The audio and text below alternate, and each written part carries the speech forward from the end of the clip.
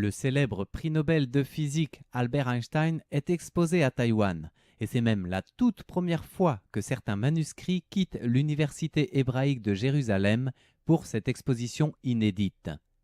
Né en 1879, Einstein fait montre de son talent dès son plus jeune âge et rédige d'importants articles en physique qui feront date, comme son explication sur l'effet photoélectrique.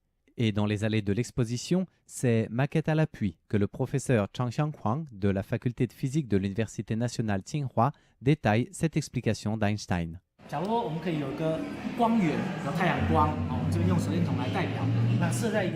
Imaginons une source de lumière comme le soleil, que nous représentons ici avec une lampe de poche.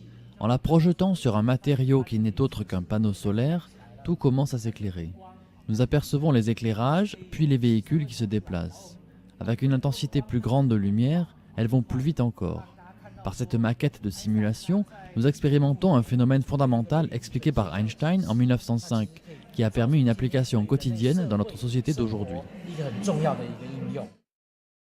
Cette exposition à Taïwan de la vie et de l'œuvre d'Einstein chérit particulièrement les manuscrits du physicien, comme la célèbre formule E égale mc carré, qui quitte les murs de l'université hébraïque de Jérusalem pour la toute première fois.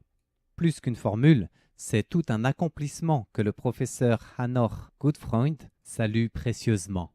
The most sophisticated intellectual scientific achievement. L'accomplissement scientifique le plus sophistiqué d'Albert Einstein est sa théorie générale de la relativité. Cette théorie s'affirme comme la base de toutes nos connaissances actuelles sur le début de la structure de l'évolution de notre univers.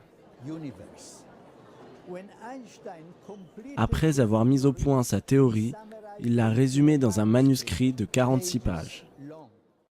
Au total, quelques 75 objets personnels et archives ou manuscrits précieux d'Albert Einstein sont exposés à Taipei jusqu'au 8 avril prochain, avant de poursuivre leur parcours asiatique en Chine et au Japon.